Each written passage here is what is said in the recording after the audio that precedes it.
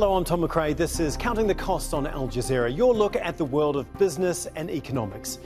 Testing its limits, the group of 7 wealthy nations is more divided than it has been in years. From trade to security, rifts have emerged between what have traditionally been close allies. Can they still find common ground? For decades, it helped shape the global economy. The G7 faces competition from major economies in Asia and beyond. Does the group still wield the influence it once did, or is the balance of power shifting elsewhere?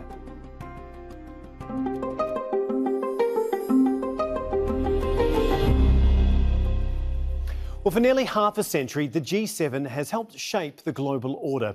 But today's world looks very different from the one it was created to lead. Economic influence is becoming more dispersed. New centres of power are emerging. Trade tensions are rising. Decades-long alliances are under strain. And questions are growing about whether the institutions that shaped the post-World War II order are still fit for purpose. This week, its leaders meet for their annual summit in the French lakeside resort of Evian. But can the G7 still set the agenda or merely react to a world it no longer leads? Fintan Monaghan reports. Leaders of some of the world's largest economies are meeting in the place where it all began. The first G6 summit happened in France in 1975. Now, more than half a century later, what is now the G7 gathers to face new challenges in a changing world. Host French President Emmanuel Macron says he's confident that the group can still make a difference. We must succeed in finding consensus to move forward on less contentious issues and create the elements of cooperation that make this G7 worthwhile. And I think that on major crises, as well as on issues of partnership or rebalancing of the macroeconomic model, this G7 should enable progress. Core items on the agenda include confronting the economic challenge of China. Beijing produces far more goods than it consumes and is flooding Western markets. Europe is particularly concerned. The EU ran a trade deficit with China of more than $350 billion in 2025. China also dominates the production of rare earth minerals. These key inputs are used in many high-tech products, from batteries to fighter jets. G7 nations are determined to build alternative supply chains. Members will also be pushing for consensus on global security challenges. European powers want a united front against Russia and its war on Ukraine, while the US administration wants support for its strategy on Iran. But much has changed over the years. In the year 2000, this is how the economies of the G7 nations stacked up. The US has always been the largest in the group. But this is what they look like today. The US has become even more economically dominant. The G7 is also less united than it was in the past. Last year, US President Donald Trump imposed sweeping tariffs on rivals and allies alike. Tough negotiations over trade deals followed, as Trump sought to fulfill his election promise of putting America first. There's also been disagreement over the war in Iran, with Trump accusing allies of not providing sufficient support. G7 powers are seeking unity in the face of global economic and security challenges. But to have a meaningful impact, they may first have to overcome their own divisions. Fintan Monaghan, Al Jazeera, for Counting the Cost. So who is part of the G7? The group is made up of the United States, the UK, France, Germany, Italy, Japan and Canada. The European Union is also represented. It first met in 1975 as the G6, with Canada joining the following year. The meeting brought together the major economies that were outside the communist bloc. Its aim was to coordinate action on global economic challenges. It became the G8 in 1996 when Russia joined the club, but went back to 7 members after Russia's annexation of Crimea in 2014. The combined GDP of the G7 is more than $50 trillion. That's around 44% of the global economy, but it represents less than 10% of the world's population.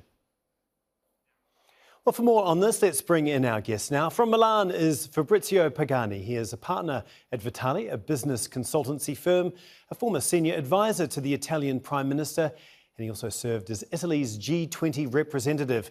In Kuala Lumpur is Fah Kim Beng. He is the director of the Institute of International and ASEAN Studies at the International Islamic University of Malaysia. And in Brussels is Guntram Wolff. He is an economist and senior fellow at Bruegel, a European think tank specialising in geoeconomics. Thank you so much for joining us here today on Counting the Cost. We really do appreciate your time. Fabrizio, if I can begin with you. The G7 was started more than 50 years ago. That is a world that clearly no longer exists. Do you believe that it is still fit for purpose, or has it just become a talk fest that's really lost the power and influence that it once had? Well, from an economic point of course, the aggregate GDP of the G7 is not the one it was vis-a-vis the global economy, but it's still quite relevant in many areas. I would say that, for example, if you look at the financial sector, the major capital markets, the most liquid, the most dynamic capital markets are still in G7 countries. Of course, the United States first, but also Europe, Japan. If you look at the currencies, the G7 currencies are still the reserve currencies of the world by almost 100%. And also in technology, there is still a lot of technology innovation, and probably the most advanced one in G7 country. So I think there is still a very important economic weight carried by the G7. Okay, Guntram, can we bring you in here? I just want to talk about the influence that the G7 still maintains. Where do you think its power lies in 2026?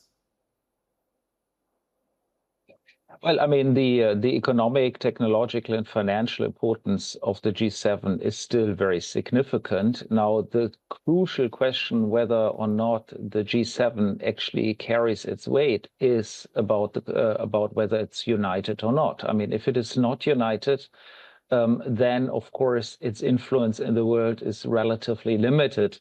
If it is united, there will be still repercussions for the rest of the world that are significant. And let me just give you one very concrete example. I mean, the one big issue that is being discussed in Evian at the G7 meeting is exactly the rebalancing of the global economy. And I think both the United States as well as the European Union, and by the way, also many emerging markets, do feel that there is a significant imbalance in the global economy and that Chinese manufacturing has grown too much, and that the exports of advanced manufacturing goods from China have really become a major issue for the global economy. And so where we do not agree yet between Europe and the United States is how to best approach this. But the analysis that there is an issue, I think, is shared on both sides. And so now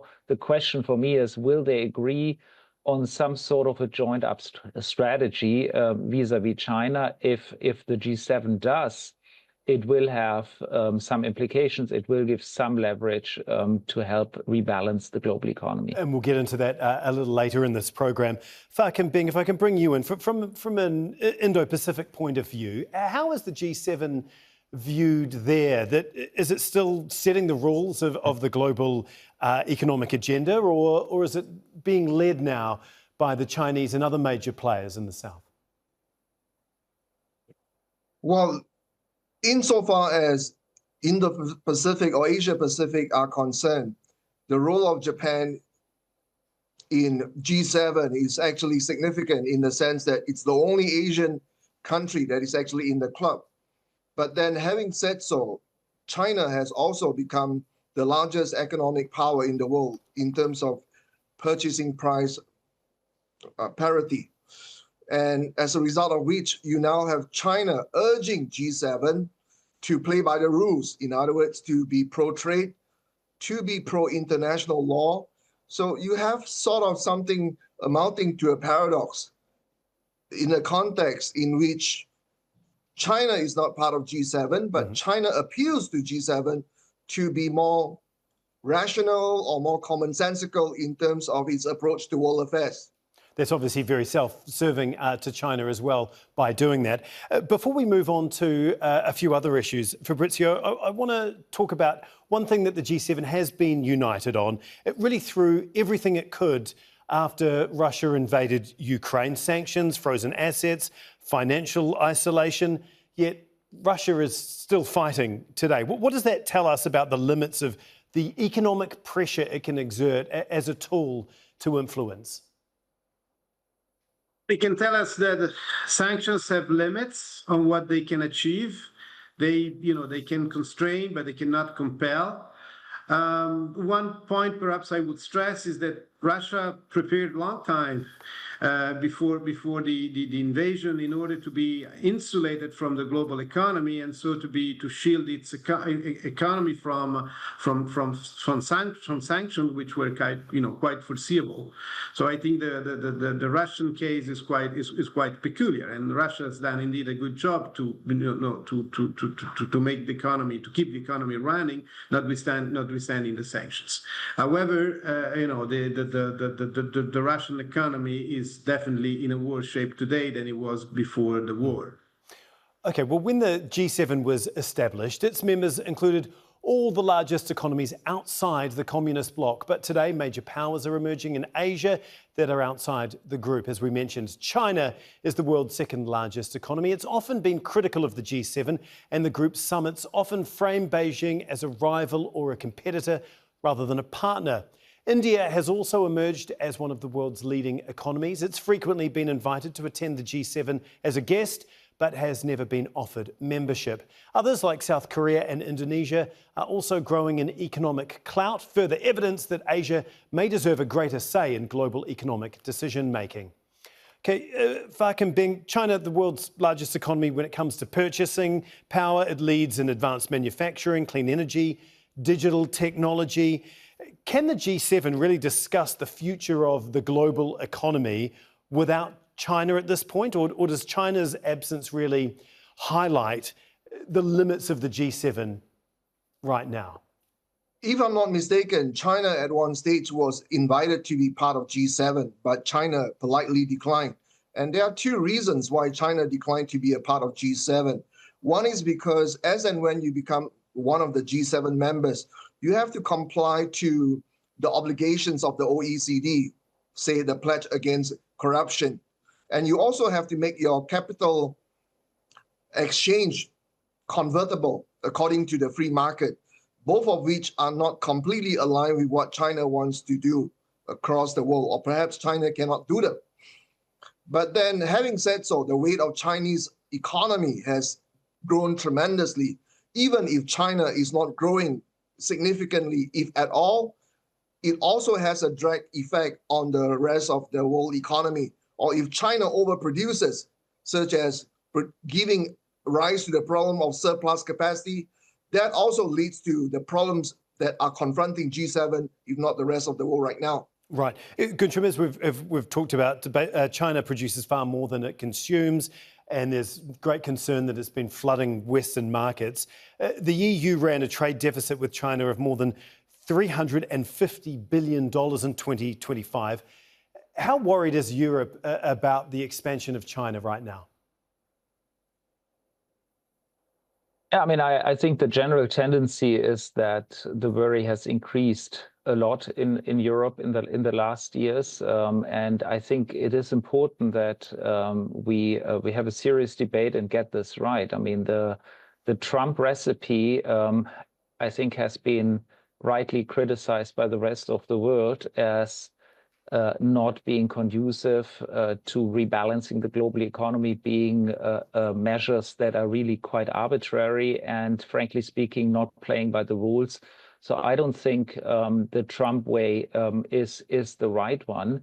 And this is the big disagreement between Europe and the United States. I think fundamentally the Europeans do not think that bilateral trade restrictions vis-a-vis China will help solve the macroeconomic problem that is at the base of the Chinese imbalances. So what we have to have is we have to have a serious debate about macroeconomic rebalancing, and that includes in particular the issue of the exchange rate of China. The renminbi is, according to IMF estimates, undervalued by something like 20%.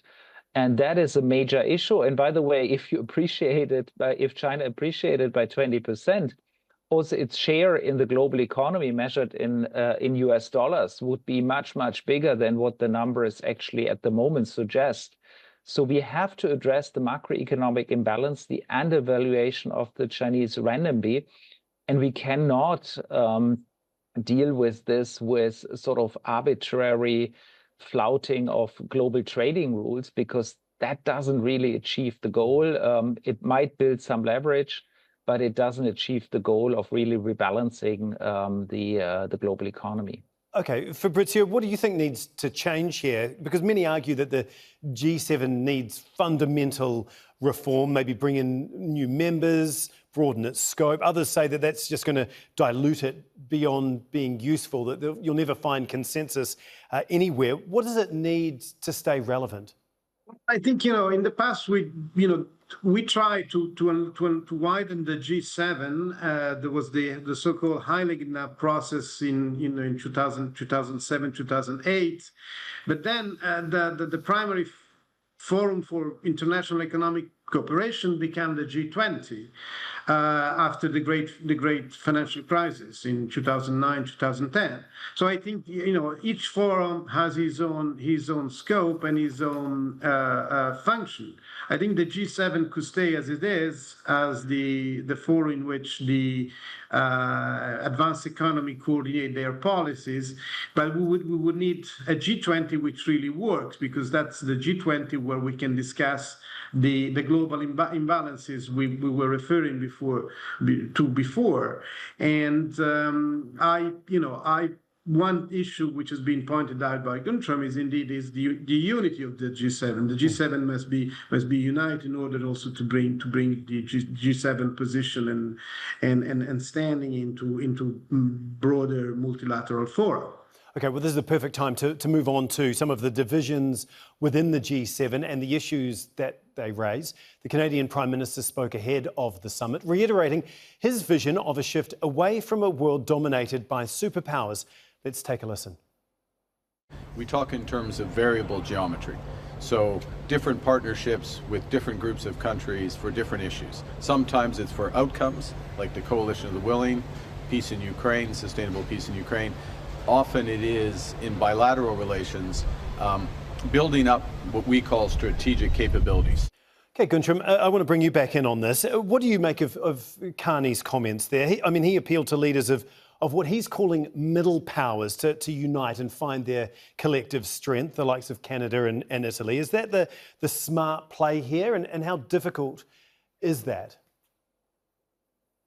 Yeah, Mark Carney's call for middle powers to unite dates back to the Davos speech. I think it's a very, very important strategy at a moment at which the United States is increasingly looking inward, cannot be relied upon as an independent, reliable partner, and at a moment where China also pursues, really, frankly speaking, a nationalist economic strategy that is painful for the rest of the world. And so I think the European Union, Canada, many so-called middle powers actually do increasingly think about collaboration. The European Union certainly has done that in the area of trade, where there are trade agreements being forged with India, with Mercosur, with many other parts of the world.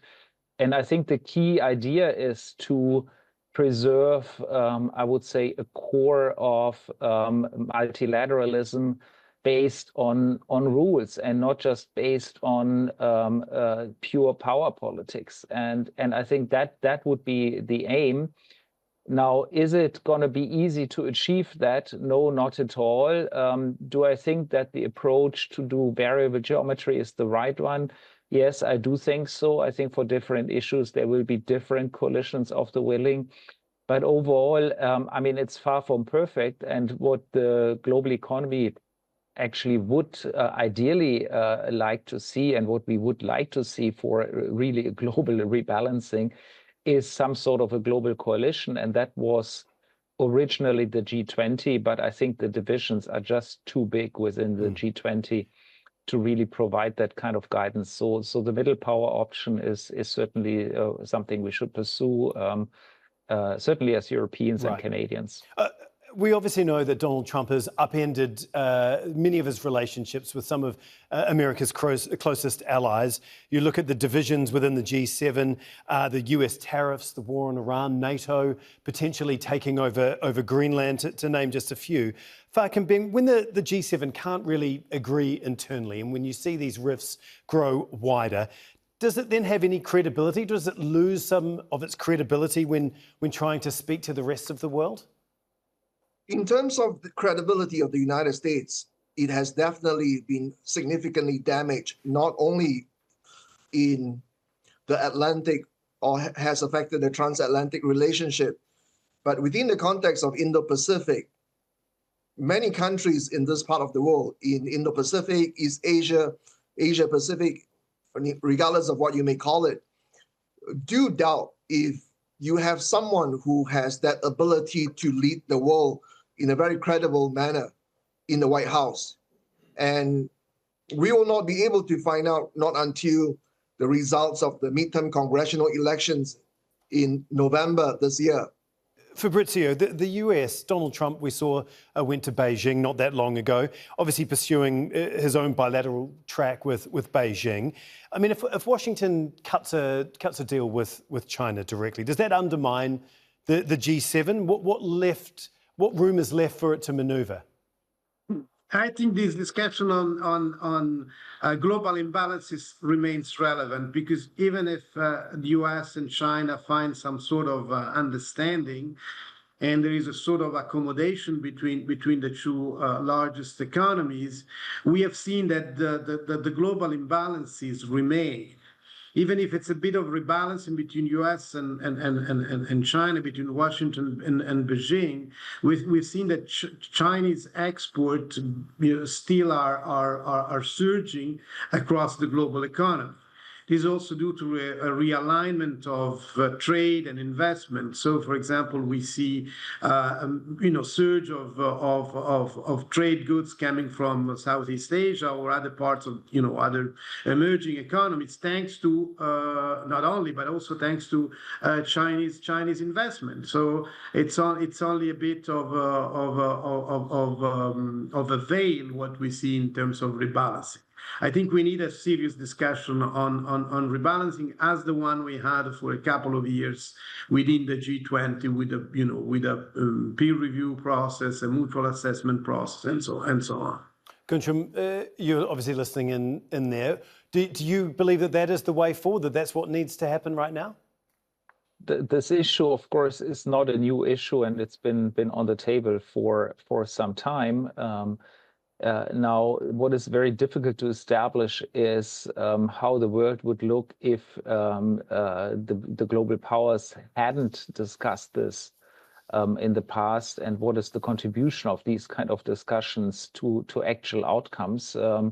I still firmly believe in the fact that it's much better if the major powers talk to each other than if they don't. Because that's a condition for peace, it's a condition for more cooperation. But let's face it, it's not easy to do this kind of macroeconomic adjustment on all sides. I mean, it's not easy for the United States to get its fiscal imbalances in check.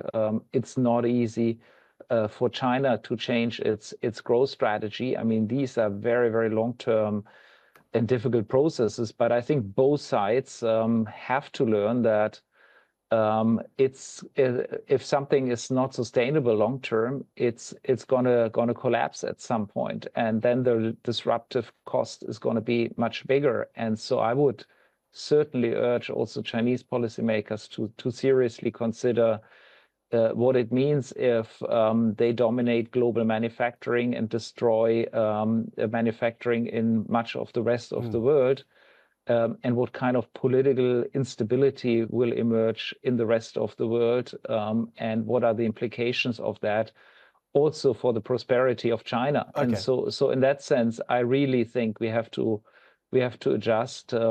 And again, I think also the United States has a big adjustment to do. Okay. And I really hope that in the midterms there will be more reasonable people being voted into Congress to give some checks and balances to this president. Fa Kim Bing, I want to bring you in on one thing that we heard there, the pressure on China to take a look at its production, its manufacturing, and making sure it doesn't completely dominate the globe. Is there any desire from Beijing to do that? I don't see any desire from Beijing to do that because not unlike most economies in the world, China's economy and also the economies of places such as Southeast Asia are predominantly dominated by small and medium enterprises, or even micro, small and medium enterprises. And if China were to try to put out a policy that rein in their productive capability, then a lot of these companies will be affected in China first. Now, even as I'm speaking right now, there are many micro, small, and medium industries in China that cannot compete among themselves, that are flooding to Southeast Asia, if not the rest of the world, leading to what economists might call the surplus capacity problem. And that is an issue to be addressed, but I don't see China taking any significant action that can prevent the cascade of that negative externalities. Okay, we'll have to leave it there. Unfortunately, we are out of time. Fabrizio Pagani, former senior advisor to the Italian Prime Minister and to the Minister of Economy and Finance, served as Italy's G20 representative. Fa Kim Bing, political economist and director of the Institute of International and ASEAN Studies at the International Islamic University of Malaysia. And Guntram Wolf, an economist and senior fellow at Bruegel, a European think tank specialising in geoeconomics. Thank you so much for your time and your insight here on Counting the Cost today. We really do appreciate it.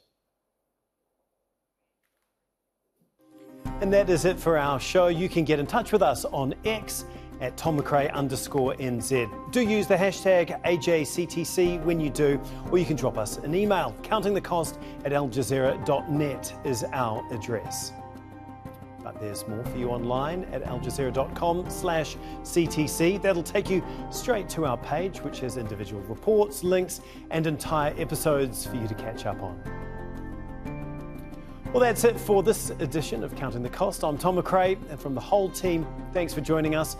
Stay tuned for our next show, where we explore whether BRICS, the Global South, and other emerging blocs are reshaping the balance of economic power. The news on Al Jazeera is next.